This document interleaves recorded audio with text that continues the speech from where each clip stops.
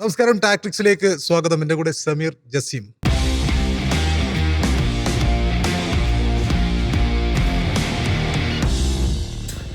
മറ്റൊരു മത്സരം Chennai super Kings മറ്റൊരു മത്സരത്തിൽ സൺറൈസേഴ്സ് ഹൈദരാബാദിനോട് തോറ്റിരിക്കുകയാണ്. ഇതോടെ ടെക്നിക്കലി ചെന്നൈയുടെ പ്ലേ ഓഫിലേക്കുള്ള സാധ്യതകളും ഏതാണ്ട് അവസാനിച്ചിരിക്കുകയാണ്. ഗുജറാത്ത് അതുപോലെ തന്നെ RCB, സൺറൈസേഴ്സ് ഹൈദരാബാദ്, ഈ മൂന്ന് ടീമുകളും ഇപ്പോൾ പ്ലേ ഓഫിലേക്ക് എത്തിയിരിക്കുകയാണ്. ഇനി നാലാമത്തെ പൊസിഷന് വേണ്ടിയുള്ള കണക്കിലെ കളികളും മറ്റുമൊക്കെയാണ് വരും ദിവസങ്ങളിൽ ഉണ്ടാവുക. ചെന്നൈയുടെ തോൽവി എന്ന് പറയുമ്പോൾ ചെന്നൈക്ക് ജയിക്കാവുന്ന ഒരുപാട് ഘട്ടങ്ങളുണ്ടായിരുന്നു. പക്ഷേ ആ ഘട്ടങ്ങളെയൊക്കെയും സൺറൈസേഴ്സ് ഹൈദരാബാദ് വളരെ വിദഗ്ധമായി മറികടന്നുകൊണ്ട് വിജയിക്കുകയായിരുന്നു.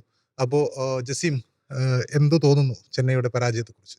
നമ്മൾ വലിയ പ്രതീക്ഷയിൽ കണ്ടൊരു മത്സരമായിരുന്നു. അഥവാ SRH വിജയിക്കുന്നു, അടുത്ത മത്സരത്തിൽ വിജയം കൂടിയാകുമ്പോൾ ചെന്നൈ തീർച്ചയായിട്ടും പ്ലേ ഓഫിലേക്ക് എത്തും എന്നുള്ളൊരു പ്രതീക്ഷ.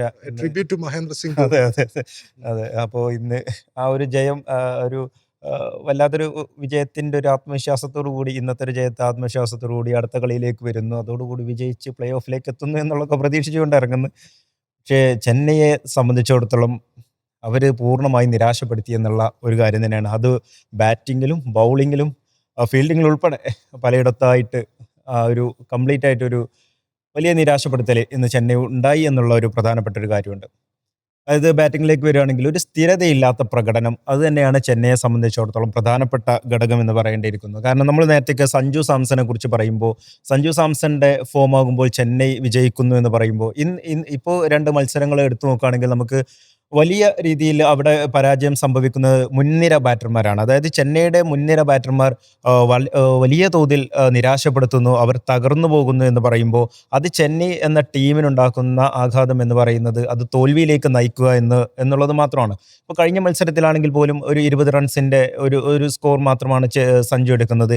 ഇന്നും ഏകദേശം നന്നായി അടിക്കാവുന്ന ഒരു രീതിയിലേക്ക് അദ്ദേഹം ഇന്ന് നന്നായി കളിക്കും എന്നുള്ള ഒരു പ്രതീക്ഷയിലേക്ക് എത്തുന്ന ഒരു സാഹചര്യം ഉണ്ടായി. ഒരു 6ഉം 5 4ഉം ഒക്കെ നേടിക്കൊണ്ട് അദ്ദേഹം നേരിട്ട് ആ ഒരു 13 പന്തിൽ അദ്ദേഹം അങ്ങനെ ഒരു ബൗണ്ടറികൾ കടന്നാക്രമിച്ചുകൊണ്ടുള്ള ഒരു കളിയിലേക്ക് പോയെങ്കിലും അദ്ദേഹത്തിന് പിന്നീട് അത് പൂർത്തിയാക്കാൻ, അല്ലെങ്കിൽ ഒരു മികച്ച സ്കോറിലേക്ക് പോകാൻ അദ്ദേഹത്തിന് കഴിയുന്നില്ല എന്നുള്ളത് വലിയ ഒരു പ്രതിസന്ധിയാണ് ഉണ്ടാക്കിയത് എന്നുള്ളത് പറയാതെ വയ്യ. സഞ്ജു ഇന്ന് ടെക്നിക്കലി നല്ല രീതിയിൽ തന്നെ ബാറ്റ് ചെയ്തു. സഞ്ജു വളരെ അഗ്രസീവ് ആയിരുന്നു, വളരെ പോസിറ്റീവ് ആയിരുന്നു. ആ ഒരു എഡ്ജ് വന്ന് ക്യാച്ച് ഔട്ടായി എന്നുള്ളത് നല്ലൊരു പന്തായിരുന്നു. അതിൽ ആ പന്തിൽ പോലെ അവർ റിവ്യൂ ഒക്കെ ചെയ്യുന്നുണ്ട്. സഞ്ജുവിന്റെ ഒരു നിർഭാഗ്യം. അതെ. പക്ഷെ അദ്ദേഹത്തിന്റെ ഒരു ഫോം എന്ന് പറയുന്നത് ചെന്നൈയെ സംബന്ധിച്ചിടത്തോളം നിർണായകമാണ് എന്നുള്ളതാണ്. അദ്ദേഹം അവിടെ ഒന്ന് ശ്രദ്ധിച്ചൊന്ന് നിൽക്കുകയാണെങ്കിൽ, കുറച്ചും കൂടി നിൽക്കുകയാണെങ്കിൽ ഇന്നത്തെ മത്സരത്തിൽ സഞ്ജു വളരെ പോസിറ്റീവ് ആയിരുന്നു. അദ്ദേഹത്തിന്റെ ഒരു പ്രകടനം എന്ന് പറയുന്നത് ഇന്നിപ്പോ നേരിട്ടൊരു 13 പന്തിൽ നോക്കുകയാണെങ്കിൽ തന്നെ അദ്ദേഹം ഒരു 6 അടിക്കുന്നു, 5 4 അടിക്കുന്നു.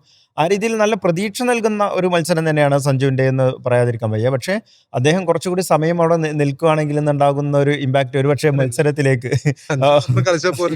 എനിക്ക് രണ്ടാമത് പിന്നിൽ അവിടെ വരുന്നത്. രണ്ടാമത്തെ കാര്യം പറയുന്നത് ഋതുരാജ് ഗെയ്ക്വാദ്, അദ്ദേഹം വീണ്ടും നിരാശപ്പെടുത്തുന്നു, നിരാശയുടെ പടുകുഴിയിലേക്ക് വീണ്ടും പോകുന്ന ഒരു സാഹചര്യം ഉണ്ടാകുന്നു. അതുപോലെ തന്നെ ഉർവിൽ പട്ടേലും ഒരു കളിയിൽ വലിയ ആവേശത്തോടു കൂടി അദ്ദേഹം വലിയ ഇമ്പാക്റ്റ് ഉണ്ടാക്കി വരുന്നു. പിന്നീടുള്ള മത്സരങ്ങളിലും അദ്ദേഹത്തിൻ്റെ ഒരു നല്ലൊരു പ്രകടനം കാണുന്നില്ല. ഇങ്ങനെ മുൻനിര തകർന്നിരിക്കുന്ന ഒരു ചെന്നൈയുടെ ബാറ്റർമാരെ കാണുന്നു. ഇന്നും കാർത്തിക് ശർമ്മയുടെയും അതുപോലെ തന്നെ ബ്രവിസിൻ്റെയും ഒരു ഇന്നിങ്സുകളൊക്കെയാണ് ഒരു രക്ഷാപ്രവർത്തനം പോലെ അവിടെ നടക്കുന്നതും അവിടെ ചെന്നൈയുടെ സ്കോർ ഭേദപ്പെട്ട ഒരു ടോട്ടലിലേക്ക് എത്തിക്കാനൊക്കെ ആകുന്നത്. അപ്പോൾ ബാറ്റിങ്ങിൽ തകർന്ന ഒരു ചെന്നൈയെ സംബന്ധിച്ചിടത്തോളം അവിടെ നിന്ന് നോക്കുകയാണെങ്കിൽ പിന്നീട് ബൗളിങ്ങിലും ഇന്ന് അൻഷൽ കമ്പോജ് ഉൾപ്പെടെയുള്ള നൂർ അഹമ്മദ് ഉൾപ്പെടെയുള്ളവരൊക്കെ അത്യാവശ്യം അടി വാങ്ങുന്ന ഒരു സാഹചര്യം കൂടി കണ്ടു. അപ്പോൾ ഈ രീതിയിൽ ബാറ്റിങ്ങിലും ബൗളിങ്ങിലും ഉണ്ടായിട്ടുള്ള ഒരു പിഴവുകൾ, അതിനൊക്കെ വിദഗ്ധമായിട്ട് സൺറൈസേഴ്സ് ഹൈദരാബാദ് എടുത്തു. അവർ ആ മത്സരത്തെ അവരുടെ പരിധിയിലേക്ക് ആക്കാൻ അവർക്ക് കഴിഞ്ഞു എന്നുള്ളതും കൂടിയുണ്ട്. എന്തായാലും ചെന്നൈയുടെ തോൽവി അവർക്ക് പ്ലേ ഓഫിന്റെ ഒരു സാധ്യത നഷ്ടപ്പെടുത്തുന്ന ഒരു കാര്യം കൂടി എത്തിച്ചു എന്നുള്ളതാണ്. സമീർ, എന്ത് തോന്നുന്നു? ചെന്നൈക്ക് ജയിക്കാവുന്ന ഘട്ടങ്ങളുണ്ടായിരുന്നു. ഇപ്പം ജസീം പറഞ്ഞതുപോലെ ചെന്നൈയുടെ ബാറ്റർമാർ വലിയ രീതിയിൽ തന്നെ സൺറൈസേഴ്സ് ബോളർമാരുടെ മുമ്പിൽ പതറുന്ന ഒരു കാഴ്ചയാണ് കണ്ടത്. അപ്പം ചെന്നൈയെ സംബന്ധിച്ചിടത്തോളം ചെന്നൈയെ പിന്നോട്ടടിച്ചത് ബാറ്റർമാരുടെ പ്രകടനമാണോ അല്ലെങ്കിൽ ബോളർമാരുടെ പ്രകടനമാണോ? രണ്ടും വേണമെങ്കിൽ പറയാം. ഇപ്പോൾ ജസീം പറഞ്ഞ പോലെ സഞ്ജുവിൻ്റെ പ്രകടനം പറയുകയാണെങ്കിൽ സഞ്ജുവിൻ്റെ നല്ല പ്രകടനമായിരുന്നു. 13 പന്തിൽ 27 റൺസൊക്കെയാണ് നേടിയിട്ടുള്ളത്. അവിടെ പ്രശ്നമായി വന്നത് ഋതുരാജിൻ്റെ ഒരു ആറ്റിറ്റ്യൂഡാണ്. ആളിന്ന് നേടിയിട്ടുള്ളത് 21 പന്തിൽ 15 റൺസ് മാത്രമാണ് നേടിയിട്ടുള്ളത്. സഞ്ജു കരിയറിലെ ആദ്യ പന്തുകൾ മുതൽ അടിക്കുന്നൊരു ശീലമാണ് ഉണ്ടായിരുന്നത്. ഈ T20 ലോകകപ്പ് സമയത്തൊക്കെ സഞ്ജു തന്നെ പറയാറുണ്ടായിരുന്നു, ഒരു കാം കമ്പോസ്ഡ് ഇന്നിങ്സ് കളിക്കാനാണ് താല്പര്യം എന്ന് പറയാറുണ്ടായിരുന്നു. അഥവാ ആങ്കർ ചെയ്തിട്ട് പിന്നീട് റൺസ് മുന്നോട്ട് കൊണ്ടുപോകുന്ന ഒരു ശൈലി. പക്ഷെ ആ ഒരു ശൈലി, താൻ ഇഷ്ടപ്പെട്ട ഒരു ശൈലി കളിക്കാൻ സഞ്ജുവിന് ഋതുരാജ് ഉള്ള സമയത്ത് കഴിയുന്നില്ല എന്ന് വേണമെങ്കിൽ പറയാം. കാരണം എനിക്ക് തോന്നുന്നു ആദ്യ വിക്കറ്റിൽ 31 റൺസെറ്റാണ് പാർട്ണർഷിപ്പ് വന്നത് 16 പന്തിൽ. അതിൽ ഋതുരാജിൻ്റെ സംഭാവന എന്ന് പറയുന്നത് വെറും 3 റൺസാണ്. അപ്പോൾ അപ്പുറത്തുള്ള ബാറ്റർ റൺസ് എടുക്കാതിരിക്കുമ്പോൾ സഞ്ജു പ്രഷറിലാവുന്നു, സഞ്ജു ഷോട്ടുകൾ കളിക്കേണ്ടി വരുന്നു. ആ സമയത്ത് ഔട്ടാകുന്നൊരു സാഹചര്യമാണ്. അപ്പോൾ ഋതുരാജ് നല്ല രീതിയിലൊരു പിന്തുണ കൊടുത്തിരുന്നുവെങ്കിൽ സഞ്ജുവിനൊരു ബിഗ് ഇന്നിങ്സിലേക്ക് പോകാമായിരുന്നു, ചെന്നൈക്ക് വിജയിക്കാമായിരുന്നു എന്നാണ് എനിക്ക് തോന്നിയിട്ടുള്ളത്. ഇപ്പോൾ ഋതുരാജിൻ്റെ കാര്യം പറയുകയാണെങ്കിൽ സഞ്ജു ഔട്ടാവുന്നു, ശേഷം ഉറുവിൽ പട്ടേൽ വരുന്നു, കാർത്തിക് ശർമ്മ വരുന്നു, ബ്രവിസ് വരുന്നു. ഇവരൊക്കെ കൂടെയുള്ള പാർട്ണർഷിപ്പിലും 30 കടക്കുമ്പോൾ 40 കടക്കുമ്പോഴും ഋതുരാജിൻ്റെ സംഭാവന എന്ന് പറയുന്നത് 3 or 4 ഒക്കെയാണ്. അപ്പോൾ ഒരു ക്യാപ്റ്റൻ എന്നുള്ള രീതിയിൽ ഋതുരാജിൻ്റെ മുന്നിൽ നിന്ന് നയിക്കുന്ന ഒരു ഉത്തരവാദിത്വം പൂർണ്ണമായി ഇല്ലാതെയാകുന്നു. അതാണ് ചെന്നൈയുടെ തോൽവിയായിട്ട് ഞാൻ കാണുന്നത്. ഋതു എന്ന് പറഞ്ഞാൽ ഈ സീസണിൽ 114 ഒക്കെയാണ് സ്ട്രൈക്ക് റേറ്റ് ഉള്ളത്. അപ്പോൾ ക്യാപ്റ്റൻ എന്ന നിലയിൽ, ഒരു ബാറ്റർ എന്ന നിലയിൽ ഒരു തീർത്തും നിരാശപ്പെടുത്തുന്ന ഒരു പ്രകടനമാണ്. ഫീൽഡ് പ്ലേസ്മെൻറ്റിലും ബൗളർമാരെ മാറ്റുന്ന കാര്യത്തിലുമൊക്കെ, ഒരു ബൗളർ റൊട്ടേഷനിലൊക്കെ ഋതുരാജ് ഭയങ്കര മോശമാണ്. ഇപ്പോൾ എനിക്ക് തോന്നുന്നു ഇന്ന് ഏറ്റവും നന്നായി പന്തെറിഞ്ഞത് അഖിൽ ഹുസൈനാണ് തോന്നുന്നു. കഴിഞ്ഞ കളിക്ക് ഋതുരാജ് അഖിൽ ഹുസൈനെ ഇറക്കിയിരുന്നില്ല. അപ്പോൾ അത്തരം ഋതുരാജിൻ്റെ ഒരു ക്യാപ്റ്റൻസി പ്രശ്നങ്ങൾ ഈ മത്സരത്തെ നന്നായിട്ട് ബാധിച്ചു എന്നാണ് എനിക്ക് തോന്നുന്നത്. തീർച്ചയായിട്ടും ഇതില് ഋതുരാജിനെ കുറിച്ച് പിന്നെ സമീർ പറഞ്ഞു തന്നെ തുടങ്ങാൻ തോന്നുന്നു. കാരണം ഋതുരാജ് എന്നുള്ള ക്യാപ്റ്റൻസി അദ്ദേഹത്തിന്റെ ഈ തുടക്കം മുതൽ, ഈ IPL സീസണിന്റെ തുടക്കം മുതൽ നമ്മളൊക്കെയും പറയുന്ന പ്രധാനപ്പെട്ട പോയിന്റുകളിലൊന്ന് ഋതുരാജ് എന്ന ക്യാപ്റ്റൻ, ഋതുരാജ് എന്ന ബാറ്റർ, ക്യാപ്റ്റൻസി അത്ര മോശമാണെന്ന് എനിക്ക് തോന്നുന്നില്ല. എങ്കിൽ കൂടിയും ഒരു ബാറ്റർ എന്ന രീതിയിൽ ടീമിന്റെ ഓപ്പണറായി അദ്ദേഹം ഇറങ്ങുമ്പോൾ തന്നെ ആ ടീം പുറകിലേക്ക് വരികയാണ്. ഇപ്പോൾ സമീർ പറഞ്ഞ പോയിന്റിൽ നിന്നും കൂടുതൽ പറയുകയാണെങ്കിൽ സഞ്ജു സാംസൺ ഈ ലോകകപ്പിൽ മികച്ച രീതിയിൽ പെർഫോമൻസ് അദ്ദേഹം കാഴ്ചവെച്ചിട്ടുള്ളത് അപ്പുറത്ത് അതിനേക്കാൾ ആവറേജിൽ അടിക്കുന്ന, അല്ലെങ്കിൽ പിന്നെ അഗ്രസീവായി കളിക്കുന്ന മറ്റൊരു ബാറ്റർ ഉണ്ടായിരുന്നു, അഭിഷേക് ശർമ്മ. ഒരറ്റത്ത് ഒരു സമയത്ത് പോലും റൺ റേറ്റ് 200-ൽ നിന്നും അദ്ദേഹത്തിന്റെ സ്ട്രൈക്ക് റേറ്റ് 200-ൽ താഴെ പോവാതെ സൂക്ഷിക്കുന്ന താരമായിരുന്നു. മറുവശത്ത് ഇദ്ദേഹത്തിന്റെ ബാറ്റിംഗ് എല്ലാവരെയും സമ്മർദ്ദത്തിലാക്കുന്നുണ്ട്. ആ ടീമിലെ പിന്നെ സഞ്ജു മാത്രമല്ല, അതിനുശേഷം വരുന്ന ഉറുവിലാവട്ടെ, മറ്റ് കാർത്തിക് ആവട്ടെ, ഡെവാൽ ബ്രവിസ് ആവട്ടെ, എല്ലാവരെയും സമ്മർദ്ദത്തിലാക്കുന്ന രീതിയിലാണ് ഒരറ്റത്ത് അദ്ദേഹം പിന്നെ ഡോട്ട് ബോളുകൾ കളിക്കുന്നത്. അതായത് ഒരു വിക്കറ്റ് മാത്രമേ ഇന്ന് പോയിരുന്നുള്ളൂ, സഞ്ജു മാത്രമേ ഫസ്റ്റ് പോയിരുന്നുള്ളൂ, സഞ്ജു മുറിവിലും പിന്നെയും ബാറ്റർമാരുടെ ഇഷ്ടംപോലെ നിരയുണ്ട്. പക്ഷെ അദ്ദേഹം മൊത്തത്തിൽ എന്തോ വലിയൊരു അപകടം അവിടെ സംഭവിച്ചു കഴിഞ്ഞു, ഞാൻ ഇനി രക്ഷാപ്രവർത്തനം നടത്തേണ്ടത് എൻ്റെ ബാധ്യതയാണ്, അല്ലെങ്കിൽ എൻ്റെ കടമയാണെന്ന രീതിയിൽ പിന്നെ ഒരു ബാറ്റിംഗ് തകർച്ച നടന്നിട്ടില്ലാത്ത ഒരു ബാറ്റിംഗ് തകർച്ച നടക്കുമെന്ന് കരുതിക്കൊണ്ട് തുടക്കത്തിലെ അദ്ദേഹം അതിനനുസരിച്ച് ആ ഒരു മൂഡിൽ കളിക്കുകയാണ്. ഇടയ്ക്ക് അനാവശ്യമായിട്ട് പിന്നെ ഓടുകയൊക്കെ ചെയ്തിട്ട് റൺഔട്ട് അവസരങ്ങൾ പോലും അദ്ദേഹം ആ സമയത്ത് സൃഷ്ടിച്ചുകൊണ്ടിരിക്കുകയാണ്. രക്ഷാപ്രവർത്തനം നടത്താനും സാധിച്ചില്ല. അത് മാത്രമല്ല, അദ്ദേഹം ഔട്ടാവുന്ന ഒരു സമയം എന്നുള്ളത് 11ാമത്തെ ഓവറിലാണ്. 11ാമത്തെ ഓവറിൽ ഓപ്പണറായി ഇറങ്ങിയ ഒരു ബാറ്റ്സ്മാൻ എടുത്തിരിക്കുന്നത് വെറും 15 റൺസാണ്. 11ാമത്തെ കഴിഞ്ഞ മത്സരത്തിൽ ബൗണ്ടറി ഇല്ല എന്ന് മാത്രമല്ല, ഡബിൾ പോലും ഇല്ല. 15 സിംഗിൾ. കഴിഞ്ഞ മത്സരങ്ങളിൽ ഒന്നിൽ മറ്റൊരു ബാറ്റർ സെഞ്ചുറി അടിച്ചത് 12ാമത്തെ ഓവറിലാണ്. ഓപ്പണറായി ഇറങ്ങിയ സെഞ്ചുറി അല്ല, ഈ നമ്മുടെ ഫിൻ അലൻ കൊൽക്കത്തയുടെ ഫിൻ അലൻ കഴിഞ്ഞ മത്സരത്തിൽ 12ാമത്തെ ഓവറിലാണ് ഔട്ടാകുന്നത്. അദ്ദേഹം ആ സമയത്തേക്ക് 95 റൺസാണ് അടിച്ചത്. നിർണായക മത്സരത്തിലാണ് 21 ബോൾ നേരിട്ട് 15. അതായത് 12 ഓവർ ബാറ്റ് ചെയ്ത ഒരു ബാറ്ററാണ്. ആ ക്യാപ്റ്റൻ എന്ന രീതിയിൽ നമുക്കറിയാം, ആദ്യ തുടക്കം തുടരെ നമ്മൾ പറയുന്ന ഒരു കാര്യമാണ്, ആയുഷ് മാത്രമേ സഞ്ജുവിനൊപ്പം ഓപ്പണറാക്കുക. കാരണം അതേ അഗ്രസീവ് സ്റ്റൈൽ കളിക്കുന്നുണ്ട്, ആ രീതിയിൽ കളിക്കുന്ന ഒരു ബാറ്റർ അപ്പുറത്ത് വേണം എന്ന് പറയുന്നുണ്ട്. പക്ഷേ ചെന്നൈ മാനേജ്മെന്റോ ഋതുരാജ് ഗെയ്ക്വാദോ സ്റ്റീഫൻ ഫ്ലെമിങ്ങോ അങ്ങനെ ഒരു മാറ്റം ആ സമയത്ത് പോലും എടുക്കുന്നില്ല, ഈ സമയത്തും എടുക്കുന്നില്ല. ഋതുരാജിൽ കൂടുതൽ വിശ്വാസം അർപ്പിക്കുന്നു. ഋതുരാജ് ഇതിന് മുമ്പത്തെ ഒരു ഇന്നിങ്സ് പോലും ആ രക്ഷാപ്രവർത്തനത്തെ കുറിച്ച് നമ്മൾ നേരത്തെ ചർച്ച ചെയ്തിരുന്നു. കാരണം അനാവശ്യമായ രക്ഷാപ്രവർത്തനത്തിന്റെ ആവശ്യം T20 മത്സരങ്ങളിലില്ല, വെറും 20 ഓവർ മത്സരമാണ്. അപ്പൊ ആ സമയത്ത് ഇപ്പൊ ചെന്നൈയിൽ നമുക്കറിയാം, കാർത്തിക് ശർമ്മ നല്ലൊരു രക്ഷാപ്രവർത്തകനാണെന്ന് കഴിഞ്ഞ ഇന്നിങ്സുകളിലൂടെ അദ്ദേഹം തെളിയിച്ചിട്ടുണ്ട്. അപ്പം അതൊരു വലിയൊരു പോയിന്റാണ്. കാരണം ക്യാപ്റ്റൻസി അല്ല, ഒരു ബാറ്റർ എന്ന രീതിയിൽ ഋതുരാജിന്റെ ഈ മെല്ലെപ്പോക്ക് മറ്റുള്ളവരിലും സമ്മർദ്ദം ഉണ്ടാക്കുന്നു എന്നുള്ളതാണ് ഏറ്റവും പ്രധാനപ്പെട്ട പോയിന്റ്. പിന്നെയുള്ളത് ഉറുവിൽ പട്ടേലാണ്. ഉറുവിൽ പട്ടേൽ ഒരു വൺ മാച്ച് വണ്ടറായിട്ട് മാറുകയാണോ എന്നുള്ളൊരു സംശയമുണ്ട്. കാരണം അദ്ദേഹത്തിന് ആകെ 1-2 ഷോട്ടുകൾ മാത്രമാണ് അദ്ദേഹത്തിന്റെ കൈവശമുള്ളൂ. ഒരു സ്ലോഗറാണ്, ഒരു അഗ്രസീവ് സ്ലോഗർ എന്ന രീതിയിൽ ലെഗ് സൈഡിൽ മാത്രം അടിക്കുന്ന ഒരു ബാറ്ററായി അദ്ദേഹം മാറുന്നു എന്നുള്ളതാണ് ഏറ്റവും പ്രധാനപ്പെട്ട കാര്യം. കാരണം അന്നത്തെ അദ്ദേഹത്തിന്റെ ആ 13 പന്തിൽ പിന്നെ അർദ്ധ സെഞ്ചുറി അടിച്ച ആ മത്സരത്തിലും ഒരുവിധം 7-8 സിക്സ് അടിച്ചതൊക്കെ ലെഗ് സൈഡിലാണ്. അദ്ദേഹം പിന്നെ വരുന്ന സ്ലോട്ടിൽ അടിച്ചങ്ങ് പിന്നെ അകറ്റി 100-ഉം 90-ഉം 95 മീറ്ററൊക്കെ അടിച്ച് അകറ്റുക എന്നുള്ള ഒറ്റ ലക്ഷ്യത്തിലൂടെ ബാറ്റ് ചെയ്യുന്നു. എല്ലാ പന്തുകളും ഒരേ ലൈനിൽ ബാറ്റ് ചെയ്യുന്നു. അല്ലെങ്കിൽ സ്ലോ ബോളുകൾ ജഡ്ജ് ചെയ്യാൻ പോലും പറ്റാത്ത രീതിയിലേക്ക് അദ്ദേഹം മാറുന്നു. ഒരു സ്ലോഗർ എന്ന രീതിയിൽ ഒരു 10 മത്സരത്തിൽ ഒരു പക്ഷേ 50 ഒക്കെ എടുത്തേക്കാം. പക്ഷേ ഈ രീതിയിലാണെങ്കിൽ അദ്ദേഹം എത്ര സീസണുകൾ മറികടക്കുമെന്നുള്ളത് ഏറ്റവും പ്രധാനപ്പെട്ട ചോദ്യമാണ്. പിന്നെയുള്ളത് ഈ സ്ലോ ബോളുകൾ കൃത്യമായിട്ടും നമ്മുടെ SRH ബോളർമാർ ഉപയോഗിച്ചു എന്നുള്ളതാണ് ഏറ്റവും പ്രധാനം. അവരുടെ മലിംഗ ആവട്ടെ, അല്ലെങ്കിൽ ഈ ഷാക്കിബ് ആവട്ടെ, പിന്നെ പ്രഫുൽ ആവട്ടെ, അല്ലെങ്കിൽ കമ്മിൻസ് പോലും, അതായത് ലോക ക്രിക്കറ്റിലെ നമ്പർ 1 ബോളറായ കമ്മിൻസ് പോലും സ്ലോ ബോളുകൾ ഇന്ന് കൃത്യമായിട്ടും യൂസ് ചെയ്തു എന്നുള്ളതാണ് ഏറ്റവും പ്രധാനം. സ്ലോ ബോളുകൾ ജഡ്ജ് ചെയ്യുന്നതിൽ ചെന്നൈ ബാറ്റർമാർ വലിയ രീതിയിൽ തന്നെ പരാജയപ്പെട്ട ഒരു മത്സരമായിരുന്നു. ഇപ്പോൾ എനിക്ക് ഓർമ്മ വരുന്നത് മുമ്പ് സച്ചിൻ ടെണ്ടുൽക്കറുടെ ഒരു ഇന്റർവ്യൂ ഉണ്ടായിരുന്നു.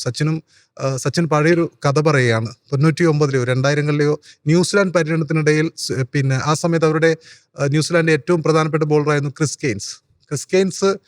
സച്ചിൻ ഒരുപാട് വർഷങ്ങൾക്ക് ശേഷം ഒരു ഓർമ്മ പങ്കിട്ടൊരു സംഭവമാണ്. അതായത് ക്രിസ് കെയ്ൻസ് വളരെ മികച്ച രീതിയിൽ ഇൻസ്വിങ്ങറുകളും ഔട്ട് സ്വിങ്ങറുകളും എറിയുന്നുണ്ടായിരുന്നു. ഇപ്പൊ ടെസ്റ്റ് മത്സരത്തിലോ അല്ലെങ്കിൽ ഏകദിന മത്സരത്തിലോ പിന്നെ ദ്രാവിഡും സച്ചിനും ബാറ്റ് ചെയ്യാണ്. അപ്പൊ ദ്രാവിഡ് ബാറ്റ് ചെയ്യാണ്. അപ്പൊ ഇൻസ്വിങ്ങറും ഔട്ട് സ്വിങ്ങറും ഒരേപോലെ ഒരു ഓവറിൽ ആ രീതിയിൽ പിന്നെ എന്താ പറയാ ജഡ്ജ് ചെയ്യാൻ പറ്റാത്ത രീതിയിൽ ഇൻസ്വിങ്ങറും ഔട്ട് സ്വിങ്ങറും എറിഞ്ഞുകൊണ്ടിരുന്ന ക്രിസ് കെയ്ൻസിനെ ടാക്കിൾ ചെയ്യാൻ വേണ്ടി സച്ചിൻ എടുത്തൊരു തന്ത്രം എന്നുള്ളത്, ദ്രാവിഡ് ബാറ്റ് ചെയ്യുമ്പോൾ സച്ചിൻ നോൺ സ്ട്രൈക്ക് റെൻഡിലാണ്. അപ്പോൾ സച്ചിൻ പിന്നെ അദ്ദേഹത്തിന്റെ ഇദ്ദേഹം ക്രിസ് കെയ്ൻസ് ബോള് കൊണ്ടുപോകുമ്പോൾ അദ്ദേഹം ബോളിന്റെ ഏത് ഷൈനിങ്ങിനുള്ള ഭാഗമാണ് അദ്ദേഹം യൂസ് ചെയ്യുന്നതെങ്കിൽ സച്ചിൻ അത് നേരത്തെ നോൺ സ്ട്രൈക്ക് റെൻഡിൽ നിന്ന് നോട്ട് ചെയ്യുന്നു. എന്നിട്ട് ഈ ബാറ്റ് ഒരു കയ്യിൽ റൈറ്റ് ഹാൻഡിൽ വെക്കുന്നു. അപ്പോൾ ദ്രാവിഡിനുള്ളൊരു സൂചനയാണ് ഇത് ഇൻസ്വിങ്ങർ ആണെന്നുള്ളത്, ഇത് ഔട്ട് സ്വിങ്ങർ ആണെന്നുള്ളത്. അതിനുശേഷം ഷൈനിങ് ഇല്ലാത്ത പോർഷനാണ് കാണിക്കുന്നതെങ്കിൽ ആ സമയത്ത് സച്ചിൻ ബാറ്റ് ലെഫ്റ്റ് ഹാൻഡിൽ വെക്കും. അത് അപ്പുറത്തെ ആൾക്കുള്ള സൂചനയാണ്. അതായത് അങ്ങനെ എന്തെങ്കിലും ഒരു സംഭവം സൺറൈസേഴ്സ് ബോളർമാർ ഈ സ്ലോ ബോളുകൾ എറിയുമ്പോൾ അവരുടെ കൈ ഒന്നുകൂടി നിരീക്ഷിച്ചുകൊണ്ട് നോൺ സ്ട്രൈക്കറിൽ ആരെങ്കിലും അങ്ങനെ ഒരു സൂചന കൊടുക്കുകയാണെങ്കിൽ അത് നല്ലതായിരിക്കും എന്നുള്ളതാണ് എനിക്ക് പറയാനുള്ളത്. ഇനിയിപ്പോൾ പ്ലേ ഓഫും മറ്റുമൊക്കെ വരാനുണ്ട്. അപ്പോൾ സൺറൈസേഴ്സ് നിരീക്ഷണമാണെന്നുള്ളതാണ്. അതെ, സൺറൈസേഴ്സ് ഹൈദരാബാദിന്റെ പിന്നെ ബോളർമാരാണ് ഈ IPL-ലെ ഏറ്റവും കൂടുതൽ സ്ലോ ബോളുകൾ എറിഞ്ഞിട്ടുള്ളത്. ഈ ലുങ്കി എങ്കിഡിയെ നമുക്ക് മാറ്റി നിർത്താം. മറ്റ് ഈ പ്രഫുലാവട്ടെ, ഷാക്കിബൊക്കെ ഇന്ന് സ്ലോ ബോളുകൾ കൊണ്ടാണ് വിക്കറ്റുകൾ നേടിയിട്ടുള്ളത്. അത് ഇടയ്ക്ക് ഒരു ഓവറിൽ 3-4 സ്ലോ ബോളുകൾ എറിയുന്നു, 2 മാത്രം പേസ് എറിയുന്നു എന്ന രീതിയിലാണ് പന്തെറിഞ്ഞിട്ടുള്ളത്. അപ്പം ആ സ്ലോ ബോളുകൾ നിരീക്ഷിക്കുന്നത് പിന്നെ മറ്റ് ബാറ്റർമാർക്ക്, നോൺ സ്ട്രൈക്കറുള്ള പിന്നെ ബാറ്റർമാർ അത് ഒന്നുകൂടി ശ്രദ്ധിക്കുകയാണെങ്കിൽ ഇനിയുള്ള ടീമുകളിൽ പ്ലേ ഓഫിൽ എത്തുന്ന മറ്റ് ടീമുകൾ, ചെന്നൈ സൂപ്പർ കിങ്സ് എത്തുമെന്ന് അറിയില്ല, മറ്റു ടീമുകൾക്കൊരു ഉപകാരമുള്ള ഒരു സംഭവമായിരിക്കും. പിന്നെയുള്ളത് അൻഷുൽ കംബോജ് എന്ന താരമാണ്. നമ്മൾ കഴിഞ്ഞ മത്സരത്തിൽ തന്നെ അദ്ദേഹം എക്സ്പോസ്ഡ് ആയത് കണ്ടു. 8 സിക്സുകൾ, 4 പന്തുകൾ 4 സിക്സ് വെച്ചിട്ട് നമ്മുടെ ലക്നൌയുടെ ബാറ്റർമാർ അടിക്കുന്നത് കണ്ടിട്ടുണ്ട്. ഈ സീസൺ, അതായത് ഒരു സീസണിൽ ഏറ്റവും കൂടുതൽ സിക്സർ വഴങ്ങിയ താരങ്ങളുടെ ലിസ്റ്റിലും അദ്ദേഹം ഇപ്പോൾ എത്തിപ്പെട്ടിട്ടുണ്ട്. ആ ഒരു നാണക്കേടിന്റെ ലിസ്റ്റിലും അദ്ദേഹം എത്തിപ്പെട്ടിട്ടുണ്ട്. അപ്പോൾ CSK സംബന്ധിച്ചിടത്തോളം ഇത് മഹേന്ദ്ര സിംഗ് ധോണിയുടെ പിന്നെ അദ്ദേഹം ഇതിനുശേഷം അദ്ദേഹത്തിനെ കുറിച്ചുള്ള ഒരുപാട്, അദ്ദേഹം ഈ മത്സരത്തിൽ കളിക്കില്ല എന്നൊക്കെ പറഞ്ഞിട്ടുള്ള അഭ്യൂഹങ്ങളുണ്ടായിരുന്നു. മേ ബി അദ്ദേഹത്തിന്റെ ഓർമ്മകൾ ഇങ്ങനെ ചെപ്പോക്കിൽ ഈ സ്റ്റേഡിയത്തിന്റെ ചുറ്റും ഇങ്ങനെ മുഴങ്ങുന്നുണ്ടാവും. ഒരുപക്ഷെ ഈ തോൽവി മഹേന്ദ്ര സിംഗ് ധോണിയുടെ ആ ഒരു പിന്നെ അവസാന മത്സരമാണോ അല്ലയോ എന്നുള്ള സംശയങ്ങൾക്കിടയിൽ ഈ തോൽവി അങ്ങ് മുങ്ങിപ്പോയേക്കാം. പക്ഷേ എങ്കിൽ കൂടിയും ചെന്നൈയെ സംബന്ധിച്ചിടത്തോളം അവർ തിരിച്ചു വരേണ്ടതും അവരുടെ പ്രശ്നങ്ങളിൽ നിന്നും പാഠം ഉൾക്കൊള്ളേണ്ടതും അത്യാവശ്യമാണ്. ജസീം എന്ത് പറയുന്നു ഇന്നത്തെ ഈ ബോളിംഗ് നിരയെ കുറിച്ച് ചെന്നൈയുടെ?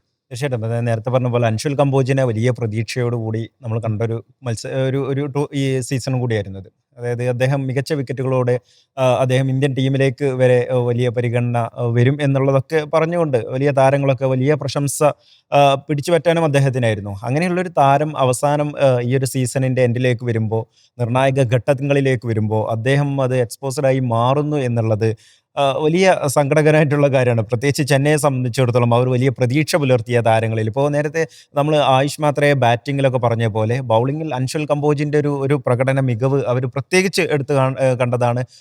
അത് പർപ്പിൾ ക്യാപ്പിലൊക്കെ അദ്ദേഹത്തിൻ്റെ പേര് സജീവമായിട്ട് മുന്നിലുള്ള ആൾ കൂടിയാണ്. ആ ഒരു താരം പിന്നീട് അദ്ദേഹത്തിന് ഒരുപാട് വിക്കറ്റുകൾ പിന്നെ ഈ ഓരോ മത്സരത്തിലും വിക്കറ്റുകൾ എടുത്ത് കൂട്ടുമ്പോൾ അദ്ദേഹത്തിന് അത് പർപ്പിൾ ക്യാപ്പ് വരെ സ്വന്തമാക്കാനുള്ള ഒരു ചാൻസ് ആ ഒരു ചാൻസ് ഒക്കെ ഉള്ള ഒരു താരമായിരുന്നു അദ്ദേഹം എന്ന് പറയുന്നത്. അപ്പോൾ അദ്ദേഹം ഇന്ന് 4 ഓവറിൽ 46 റൺസൊക്കെ വഴങ്ങുന്നു എന്നുള്ളത് വലിയ ചെന്നൈയെ സംബന്ധിച്ചുള്ള വലിയ ബുദ്ധിമുട്ടുള്ള കാര്യം തന്നെയായിരുന്നു. അത് കഴിഞ്ഞ മത്സരങ്ങളിലെല്ലാം അദ്ദേഹം ഇപ്പോൾ ഈ ഒരു കഴിഞ്ഞ കുറച്ച് മത്സരങ്ങളിലായിട്ട് അദ്ദേഹത്തിനുണ്ടാകുന്ന ഇത്തരത്തിലുള്ള അദ്ദേഹം അടിവാങ്ങുന്നൊരു സാഹചര്യം ഇതൊക്കെ ചെന്നൈയെ സംബന്ധിച്ചിടത്തോളം വലിയ പ്രതിസന്ധിയാണ് എന്ന് പറയാതിരിക്കാൻ വയ്യ. അതുപോലെ തന്നെ ജാമി ഓവർട്ടൺ ഇന്ന് ഈ മത്സരത്തിന് ഇല്ലാത്തത് അദ്ദേഹം പരിക്കേറ്റ് നാട്ടിലേക്ക് മടങ്ങിയിരിക്കുന്നു. അദ്ദേഹത്തിന് പകരം ഇന്ന് സ്പെൻസർ എന്ന് ഓസ്ട്രേലിയൻ താരൻ ഇന്ന് ഇറങ്ങുന്ന ഒരു സാധ്യതയാണ്. സ്പെൻസർ ജോൺസൺ ഇന്ന് ഇറങ്ങിയിട്ടുണ്ട്. അങ്ങനെ ജാമി ഓവർട്ടൺ ശരിക്ക് ചെന്നൈയുടെ ബൗളിംഗ് നിരയിൽ ഒരു ഓൾറൗണ്ടർ എന്നുള്ള നിലയിൽ ഒരു ബൗളിങ്ങിൽ പ്രത്യേകിച്ച് അദ്ദേഹത്തിൻ്റെ ഒരു പ്രകടനം നിർണായകമായിരുന്നു എന്നുള്ളത് കൂടി പറയാതെ വയ്യ. കാരണം കഴിഞ്ഞ മത്സരങ്ങളിലെല്ലാം അദ്ദേഹത്തിൻ്റെ ഒരു പ്രകടനം ശരാശരി മികച്ച ഒരു പ്രകടനത്തിലേക്ക് അദ്ദേഹം പോകുന്നു. ജാമി ഓവർട്ടൺ നല്ല ഫോമിൽ നിൽക്കുന്ന ഒരു സമയത്ത് അദ്ദേഹം അതായത് തുടക്കത്തിൽ വലിയ ഒരു പ്രകടനത്തിൽ അദ്ദേഹം മുതിർന്നിട്ടില്ലെങ്കിലും പിന്നീട് അദ്ദേഹത്തിൻ്റെ പ്രകടനം വലിയ രീതിയിൽ മെച്ചപ്പെടുന്ന രീതി കണ്ടായിരുന്നു. അപ്പോൾ ജാമി ഒട്ടും ബാറ്റിങ്ങിലും തുടക്കത്തിൽ ബോളിംഗില്ലെങ്കിൽ ബാറ്റിംഗിൽ ഉണ്ടായിരുന്നു. പക്ഷേ ബൗളിങ്ങിൽ അവസാനം ബൗളിങ്ങിൽ കൂടി അദ്ദേഹം നന്നായി പെർഫോം ചെയ്യുന്നുള്ളൊരു പ്രതീക്ഷ ഉണ്ടായിരുന്നു. അത് അദ്ദേഹം അവസാന ഘട്ടത്തിലേക്ക് ബൗളിങ്ങിൽ നല്ല പ്രകടനത്തിലേക്ക് അദ്ദേഹം വരുന്ന ഒരു കാഴ്ച കൂടി ഉണ്ടായിരുന്നു. അപ്പോൾ അദ്ദേഹം പോകുന്നത് ചെന്നൈയെ സംബന്ധിച്ചിടത്തോളം വലിയ പ്രതിസന്ധിയാകുന്നു. അത് നേരത്തെ ആയുഷ് മാത്രയൊക്കെ ബാറ്റിങ്ങിൽ വലിയ മികവ് കാണിക്കുന്ന സമയത്ത് ആയുഷ് മാത്ര പോയതുപോലെയാണ് ജാമി ഓവർട്ടണും ഈ ഒരു സമയത്ത് പോകുന്നത് ചെന്നൈക്ക് ഉണ്ടാകുന്ന ഒരു വലിയ പ്രതിസന്ധിയുണ്ട്. അപ്പോൾ ആ രീതിയിൽ ജാമി ഓവർട്ടൺ പോയതും ഒരു പ്രതിസന്ധിയാണോ എന്നുള്ളത് കൂടി പറയാതെ വയ്യ. അതുപോലെ തന്നെ ചെന്നൈയുടെ ബൗളിംഗ് നിര പൊതുവെ ഇപ്പോൾ അഖിൽ ഹുസൈന് ഇന്ന് നന്നായിട്ട് പന്തെറിയുന്നു എന്നുള്ളത് അവരെ സംബന്ധിച്ചിടത്തോളം പ്രതീക്ഷയാണ്. ഇനിയിപ്പോൾ അങ്ങോട്ട് പ്രതീക്ഷയ്ക്ക് വകുപ്പ് വളരെ കുറവാണെന്നുള്ളതാണ്. എങ്കിലും അഖിൽ ഹുസൈൻ്റെ ഒരു പ്രകടനം അത് നല്ല പ്രകടനം എന്നുള്ളത് മാത്രമാണ് ഇന്ന് പറയാനുള്ളത്. അതുപോലെ നൂർ അഹമ്മദും ഇന്ന് 4 ഓവർ എറിയുമ്പോൾ 40 റൺസോളം വഴങ്ങുന്ന ഒരു സാഹചര്യമുണ്ട്. അപ്പോൾ ബൗളിംഗ് നിര ഇന്ന് അത്യാവശ്യം അടിവാങ്ങുന്ന ഒരു സാഹചര്യത്തിലേക്ക് പോകുന്നു. അത് കൃത്യമായിട്ട് സൺറൈസേഴ്സ് ഹൈദരാബാദ് അവരെ അടിക്കുന്നു എന്നുള്ളത് തന്നെയാണ് പ്രധാനപ്പെട്ട കാര്യം. കാരണം ഇന്ന് ഹെൻറിച്ച് ക്ലാസനും ഇഷാൻ കിഷൻ്റെ ഒക്കെ പ്രകടനം ഒരു ടീമിന് എങ്ങനെയാണോ ഒരു സ്കോർ അതായത് ഏത് രീതിയിലാവണോ അവർ സ്കോർ ചേസ് ചെയ്യുന്നത് ആ രീതിയിലേക്ക് ഇഷാൻ കിഷൻ മാറി അദ്ദേഹം ആ രീതിയിൽ കളിക്കുന്നു എന്നുള്ളത് പ്രധാനപ്പെട്ട ഒരു കാര്യം തന്നെയാണ്. അദ്ദേഹത്തിൻ്റെ ഇന്ന് 3 സിക്സറുകൾ നേടുന്നു, 7 ഫോറുകൾ നേടുന്നു. അങ്ങനെ അദ്ദേഹം ആ മത്സരത്തിലേക്ക് ഒരു കൃത്യമായ രീതിയിലേക്ക് ആ മത്സരം മികച്ച രീതിയിലേക്ക് എങ്ങനെയാണോ ആ സ്കോറിലേക്ക് എത്തേണ്ടത് എന്ന് നോക്കിയിട്ട് അദ്ദേഹം കളിക്കുന്ന ആ ഒരു ഇന്നിങ്സ് ഉണ്ട് അത് മനോഹരം തന്നെയാണ് എന്ന് പറയാതെ വയ്യ. അത് 70 റൺസിലേക്ക് അദ്ദേഹം എത്തിക്കുമ്പോൾ അത് തീർച്ചയായിട്ടും ചെന്നൈയുടെ മോശം ബോളുകളെയൊക്കെ തെരഞ്ഞുപിടിച്ച് അദ്ദേഹം അടിച്ചെടുക്കുന്ന ഒരു സാഹചര്യം കൂടിയാണ്. അതുപോലെ തന്നെ ഹെൻറിച്ച് ക്ലാസനും അദ്ദേഹം എപ്പോഴും ഈ ക്ലാസിൻ്റെ ഒരു ഇന്നിങ്സ് അതൊരു ഒരു ഷോട്ടുകളും മറ്റുമൊക്കെ ആയിട്ടുള്ള അദ്ദേഹത്തിൻ്റെ മത്സരം അതും ഇന്ന് ഹൈദരാബാദിനെ സംബന്ധിച്ചിടത്തോളം ഗുണകരമായി. അതായത് ചെന്നൈയുടെ മോശം ബൗളിംഗ് നിരയുണ്ടെങ്കിൽ അതിനെ അടിച്ചൊതുക്കുന്ന രീതിയിലേക്ക് ഹൈദരാബാദ് മാറി എന്നുള്ളത് കൊണ്ട് തന്നെയാണ് ഇന്നത്തെ മത്സരം. ക്ലാസിൻ്റെത് പ്രധാനമായിട്ടും കുറച്ച് ക്യാച്ചുകളൊക്കെ ഡ്രോപ്പ് ചെയ്തിരുന്നു. ഇഷാൻ കിഷനും ചെന്നൈയുടെ ഫീൽഡിങ്ങും വലിയൊരു പ്രശ്നമായിട്ട് നിൽക്കുന്നുണ്ടായിരുന്നു.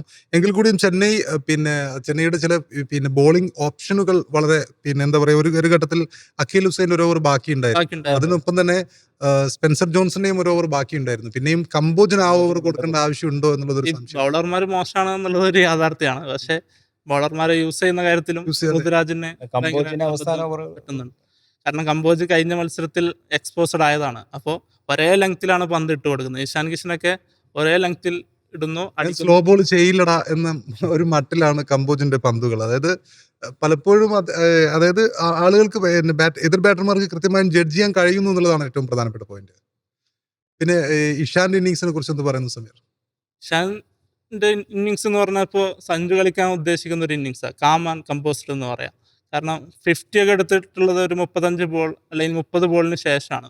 പക്ഷെ പിന്നീട് അങ്ങോട്ട് കളിയുടെ ഗതിക്കനുസരിച്ച് ഗിയർ മാറ്റുകയാണ് ചെയ്തത് ഇഷാൻ കിഷൻ. അവസാനം വിജയത്തിലേക്ക് തൊട്ടടുത്ത് എത്തിച്ചിട്ടാണ് ഇഷാൻ മടങ്ങുന്നത്. അപ്പോൾ ഇഷാന്റെ പ്രകടനം അഥവാ ടോപ്പ് ഓർഡർ ഇപ്പോൾ ഒന്ന് ട്രാവിസ് ഹെഡ് നന്നായിട്ട് കളിച്ചിട്ടില്ല. അഭിഷേക് 21-20 റൺസിൽ മടങ്ങുന്നു. ആ സമയത്ത് താനാണ് ഇത് ആങ്കർ ചെയ്യേണ്ടത് എന്നുള്ള ഉത്തരവാദിത്വ ബോധത്തോടെ പന്ത് നേരിട്ട് മെല്ലെ കളിച്ച് പിന്നീട് ഗിയർ മാറ്റുന്ന ഒരു ശൈലിയാണ്. അതാണ് ശരിക്കും ഒരു അതെ. കളിക്കാരൻ എന്നുള്ള രീതിയിൽ വേണ്ടത്. ഒരു ടീമിന് കൊടുക്കുന്ന അതെ, ശരിക്കും സഞ്ജു കളിക്കേണ്ട ഇന്നിങ്സ് ആയിരുന്നു ഇഷാന്ത് എന്നതാണ് ഏറ്റവും പ്രധാനപ്പെട്ട പോയിന്റ്. ഒരു ഘട്ടത്തിൽ പക്ഷേ ഈ ഒരു മത്സരത്തിലേക്ക് വരുമ്പോൾ ചെന്നൈ പാടെ തകർന്നൊരു മത്സരമൊന്നും ആയിരുന്നില്ല. കാരണം ഈ തുടക്കത്തിൽ അവരുടെ ബോളർമാരുടെ മികവാണ്. അത് സ്ലോ ബോളുകൾ കൃത്യമായി യൂസ് ചെയ്തിട്ട് സൺറൈസേഴ്സ് ഹൈദരാബാദ് ഇവരെ വരിഞ്ഞു മുറുക്കുന്ന ഒരു ഘട്ടം ഉണ്ടായിരുന്നു. ചെന്നൈ അതേപോലെ തന്നെ സ്പിന്നേഴ്സിനെ പിന്നെ കൊണ്ടുവന്നുകൊണ്ട് ചെന്നൈയും ഒരു ഘട്ടത്തിൽ കളി പിടിച്ചിരുന്ന ഒരു ഘട്ടം ഉണ്ടായിരുന്നു. തുടക്കത്തിൽ തന്നെ 2 openers Travis head and Abhishek Sharma അവരെ പുറത്താക്കുന്നു. ഈ ഹെൻറിച്ച് ക്ലാസിന്റെ ഒരു ക്യാച്ച് സ്പെൻസർ ജോൺസൺ മിസ് ചെയ്യുന്നുണ്ട്. ആ ക്യാച്ച് അദ്ദേഹം എടുത്തിരുന്നെങ്കിൽ ഒരു പക്ഷേ ഈ കളിയുടെ ഗതി മറ്റൊന്നായേനെ എന്ന് 20 ചിന്തിക്കാൻ തോന്നുന്നു. ആ സമയത്താണ് അതെ. വാസന വിടുന്നത്. ഈ ശിവൻ ദുബെയുടെ പ്രകടനം ഇന്ന് തീർച്ചയായും ഇന്ന് ശിവൻ ദൂബെക്ക് ഒരു ഓവർ കൊടുത്തു. വൈ എന്നുള്ളത് ഒരു ചോദ്യമാണ്. ശിവൻ ദൂബെ ബാറ്റിംഗ് ആണെങ്കിൽ 20 പന്തിൽ 20 ആള് ഓപ്പണർ ഒന്നുമല്ലല്ലോ ആങ്കർ ചെയ്ത് കളിക്കാൻ. അതെ അതെ. അപ്പോൾ ഒരു ഫിനിഷറാണ്. ഒരു ഫിനിഷർ ചെയ്യേണ്ട ഡ്യൂട്ടി എന്ന് പറഞ്ഞാൽ ഒരു 20 പന്ത് പക്ഷെ ആ സമയത്ത് ഈ സ്ലോ ബോളുകൾ അദ്ദേഹത്തിന് ജഡ്ജ് ചെയ്യാൻ പോലും ചെയ്യാൻ പറ്റുന്നില്ല. പറ്റുന്നില്ല. ഒരു സമയം കഴിഞ്ഞാൽ അദ്ദേഹം എന്തൊക്കെയോ ചെയ്തിട്ട് റൺസ് കണ്ടെത്താൻ കഴിയുന്നില്ല. അദ്ദേഹത്തിന് കിട്ടുന്ന സ്ലോട്ടിലേക്ക് പന്തുകൾ മാത്രമേ സിക്സ് അടിക്കാൻ അതെ. അദ്ദേഹത്തിന് കഴിയുന്നുള്ളൂ. അത് മറ്റൊരു സ്ലോഗർ എന്ന രീതിയിലേക്ക് ഈ ശിവൻ ദൂബെ മാറുന്നു എന്നുള്ളത്. ശിവൻ ദൂബെ ഈ ലോകകപ്പിന്റെ സമയത്ത് പേസർമാരെ തനിക്ക് നേരിടാൻ കഴിയുന്നില്ല എന്നുള്ള ആരോപണമൊക്കെ ഒരു സമയത്ത് തിരുത്തിയിരുന്നു. പക്ഷേ അതേ പ്രശ്നം ഈ IPL-ലേക്ക് അദ്ദേഹത്തെ വീണ്ടും എത്തിക്കുകയാണ്. അതായത് സ്പിന്നേഴ്സിന് എതിരെ ഞാൻ നന്നായിട്ട് കളിക്കാം, പക്ഷേ പേസർമാർ ഒരു സ്പിൻ ബാഷർ എന്ന രീതിയിൽ അത് തന്നെയാണ് എൻ്റെ ടാഗ് എന്ന രീതിയിലാണ് അദ്ദേഹത്തിന്റെ പെർഫോമൻസ് എന്ന് തോന്നുന്നു. അപ്പോൾ ഇനിയുള്ള മത്സരം എന്ന് പറയുമ്പോൾ വളരെ ടൈറ്റ് ആയിട്ടുള്ള മത്സരങ്ങളായിരിക്കും. ഈ പിന്നെ ഇനി 4ാമത്തെ പൊസിഷന് വേണ്ടിയുള്ള മത്സരമായിരിക്കും. ആരായിരിക്കും 4ാമത്തെ പൊസിഷനിൽ? ജസീം എന്ത് പറയുന്നു? അതാണ് തീർച്ചയായിട്ടും പഞ്ചാബിനെ പറയാനാണ് ആഗ്രഹം. പക്ഷെ പഞ്ചാബ് എങ്ങനെ ഇപ്പൊ തുടർച്ചയായിട്ട് മത്സരങ്ങൾ തോറ്റുവരുന്ന 6 മത്സരങ്ങൾ തോറ്റുവരുന്ന ഒരു പഞ്ചാബ് ഇനിയിപ്പോൾ അടുത്ത മത്സരത്തിൽ അവർ ജയിക്കുകയാണെങ്കിൽ അവർക്ക് തീർച്ചയായിട്ടും സാധ്യതയുള്ളത് ഒരു ടീം കൂടെയാണ്. അപ്പോൾ പഞ്ചാബ് വരുമെന്നുള്ളതാണ് എൻ്റെ ഒരു പ്രതീക്ഷ. എൻ്റെ പ്രഡിക്ഷൻ രാജസ്ഥാനാണ്. ഞാൻ ഒരു ചെന്നൈ ഫാൻ ആണെങ്കിൽ പോലും ഇപ്പൊ ഞാൻ ചെന്നൈയെ കൈവിട്ട അവസ്ഥയിലാണ്. അവരുടെ ബൗളിങ്ങും ബാറ്റിങ്ങും. സോ ചെന്നൈക്ക് എന്തെങ്കിലും ചാൻസ് ഉണ്ടോ? ഒരു ചെറിയ ചാൻസ് എങ്കിലും നമ്മൾ ചെന്നൈ ഫാൻ എന്നുള്ള രാജസ്ഥാനും പഞ്ചാബും തോൽക്കുകയാണെങ്കിൽ ചാൻസ് ഉണ്ട്. ഇനിയും ചാൻസ് ഉണ്ട്. അടുത്ത കളി ജയിക്കുകയാണെങ്കിൽ ചാൻസ് ഉണ്ട്. നെറ്റ് റൺ റേറ്റും ഒരു ഘടകമായിരിക്കും. കാരണം ചെന്നൈക്ക് ഒരിക്കലും ഈ ഒരു ബാറ്റിംഗ് ലൈനപ്പ് വെച്ചിട്ട് ഒരു 250 എടുത്ത് ബൗളർമാരെ വെച്ച് ഒരു 150-ലൊന്നും ഔട്ടാക്കി നെറ്റ് റൺ റേറ്റ് കൂട്ടാനുള്ളൊരു സാഹചര്യം നിലവിലില്ല. സോ നെറ്റ് റൺ റേറ്റ് ചെന്നൈക്ക് ഒരു ബാധ്യത ആയിരിക്കുമെന്നാണ് എനിക്ക് തോന്നുന്നത്.